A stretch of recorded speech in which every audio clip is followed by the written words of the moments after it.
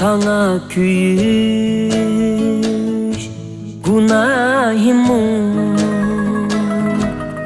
et kına, seni süyüş günahımı. Seni süyeymen diginim tümenim verdiler verginim aldım ay dudem jürginim sana pek süygünni verginim ettin cananım nerim hata.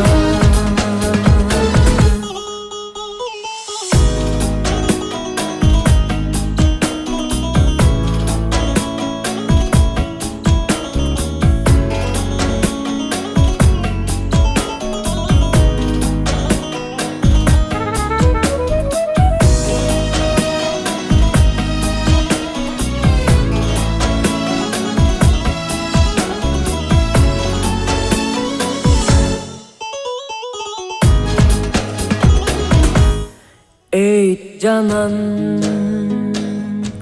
köymeysen mu? Sana köydüm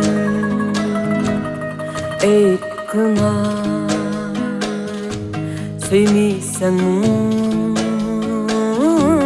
Seni söyledim. Ben üçün namratlık günah mı? Sen üçün bu baylık muhim mu? Yüreğim yığlıydı kan kan, dilim soğundu çekip bir an ettim azizem nerim hata. Haka vuruluk kılma takdirdaş insan biz hemmeniz bıraktaş Allah'ım aldı da biz okşaş kabrige hem okşaş seferdaş ettin azizem nerim hata ettin azizem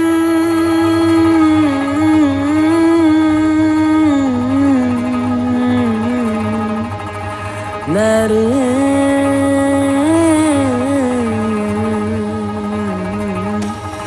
hata.